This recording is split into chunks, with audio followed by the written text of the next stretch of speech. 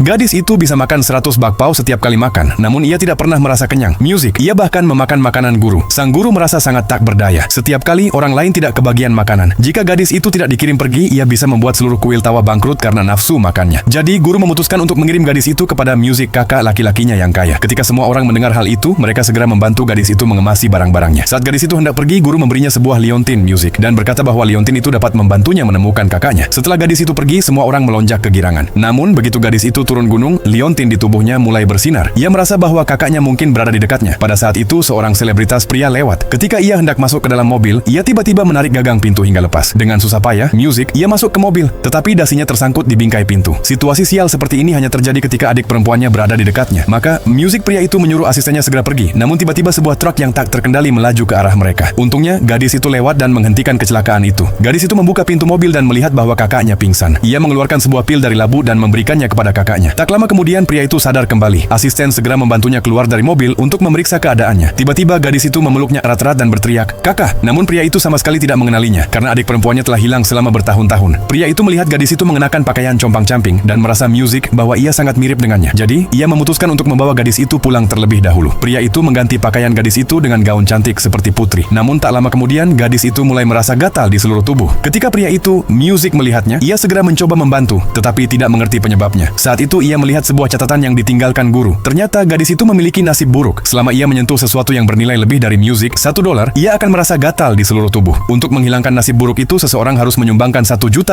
Pria itu segera meminta asistennya untuk melakukan donasi tersebut. Setelah sang asisten menyelesaikan donasi melalui telepon, gadis itu langsung pulih. Pada saat itu Music, pria itu melihat liontin giok milik gadis tersebut. Ia yakin bahwa inilah adik perempuan yang selama ini ia cari. Saat mereka hampir saling mengenali, gadis itu menyadari bahwa keberuntungan kakaknya Music perlahan mulai menghilang.